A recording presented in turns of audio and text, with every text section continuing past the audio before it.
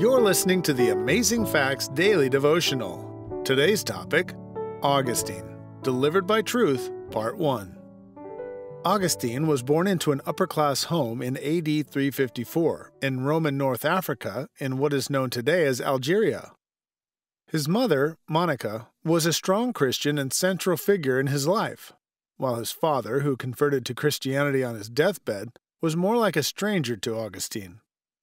When just 11 years old, he was sent away to school where he learned Latin literature, along with pagan beliefs and practices.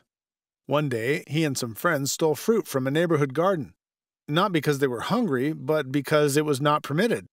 He admitted later that his nature was foul, and I loved it. I loved my own error, not that for which I erred, but the error itself. At age 17, Augustine went to Carthage to continue his education.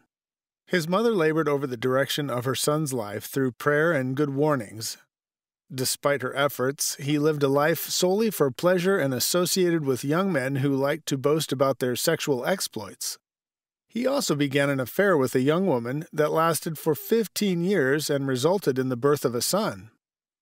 Augustine was a brilliant student and an eloquent rhetorician.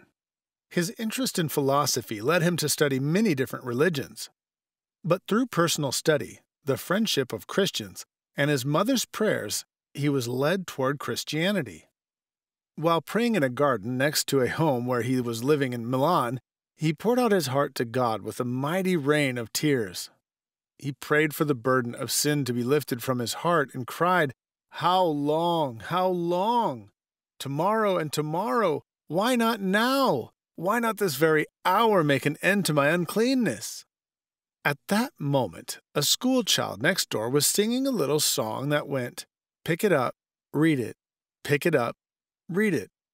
He immediately stopped crying and felt convicted to go open the Bible and read wherever his eyes fell on the page. What he read banished his doubts and brought light into his heart. Have you ever wrestled to hear God's voice speak to your heart? You can know messages from heaven by simply opening your Bible and reading the inspired words contained within. Our key Bible text today comes from Romans chapter 7, verses 19 through 24. "For the good that I do not, but the evil which I would not, that I do. Now if I do that I would not, it is no more I that do it, but sin that dwelleth in me. I find then a law, that, when I would do good, evil is present within me. For I delight in the law of God after the inward man. But I see another law in my members, warring against the law of my mind, and bringing me into captivity to the law of sin which is in my members. O wretched man that I am, who shall deliver me from the body of this death?" Thank you for listening to the Amazing Facts Daily Devotional.